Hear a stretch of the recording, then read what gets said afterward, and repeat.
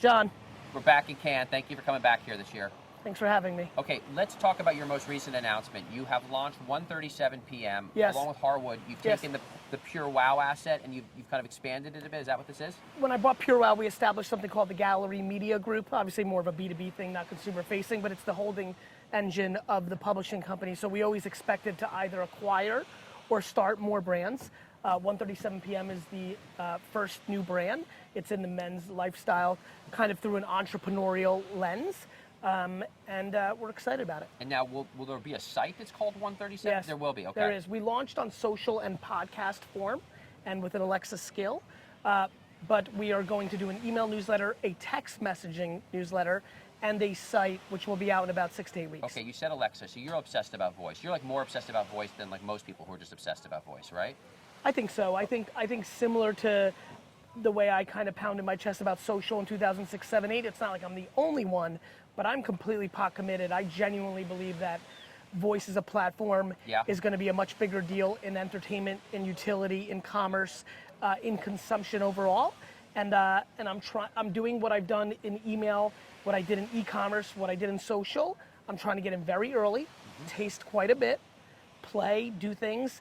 And I'm very bullish on voice. I think what's driving voice right now is the fact that the speakers are so cheap, okay? Yeah. It's $29 for an Alexa or a Google Home. The people get them, and then they basically use them as alarm clocks and to listen to music. That is the extent of what is going on now. Couldn't agree more, and I would tell you that's what we did with cell phones a lot more than people realized at first. I think when new technologies come along, you need the killer app, right? And so much like the early apps that were built on the iPhone, what's in the Alexa store today is kind of calm and rudimentary, but I think over the next 2 to 3, 4, 5 years, we will see significant advancements. All right, here's how I'm going to open our discussion about the state of the ad industry. Okay. I'm going to do it with a very pro talking our book type thing, all right? Okay. I had on the founders of Joan, a small boutique agency. You're an independent, okay? Yep. I think this is the year of independent agencies winning because everybody is just sick with the holding companies. It seems like nobody wants to work with these holding companies. They're pulling back. Right or wrong, am I talking our book statement? Look, I think independence will continue to grow a little bit. Obviously being an independent, and to me, you know, what I'm most excited about, and I think your thesis is right, to some degree, and I'll explain in a second, is we're a large independent. So, you know, I think we have a lot to gain because we're mature now, we're at scale, we're global. We're opening Singapore in January, February, and so, yes, but these big companies like to talk a big game. It seems right, and then all of a sudden, you know, Puma or Bex or Captain Crunch, or Quaker, they take a step back and they go, ugh, and they get cold feet at the last mile. So I think that, yes, there will be growth, but nowhere to the level it should be based on merit. And what is the other big theme you've seen in your 24 hours here so far?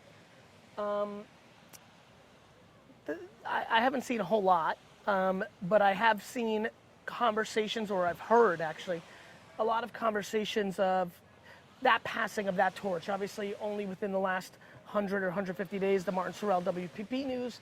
I would say that's a beacon event for the establishment.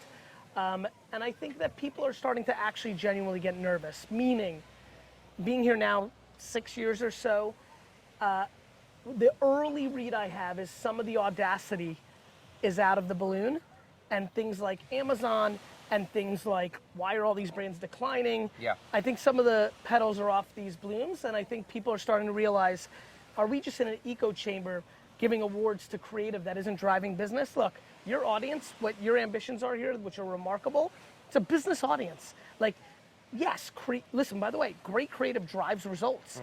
But I do think that we're starting to have a more mature business conversation, and I think that's going to put a lot of pressure on this town this week. I'm obsessed with esports. I went and saw the Activision Blizzard Arena. We're going to invest heavily in that over the next year. Activision has the big spot, which is not as big as where Snap had the Ferris wheel. How come you're not crazy over esports and video games? I have a enormous Twitch studio right outside my office. I speak to Ninja once a week, if not 4 times a week. I have 40 of the top 500 Twitch players coming to my office in 3 weeks for a jam session. I was an early user of Justin TV. I've been dominating on my Twitch channel in NHL 94 and Nintendo Hockey.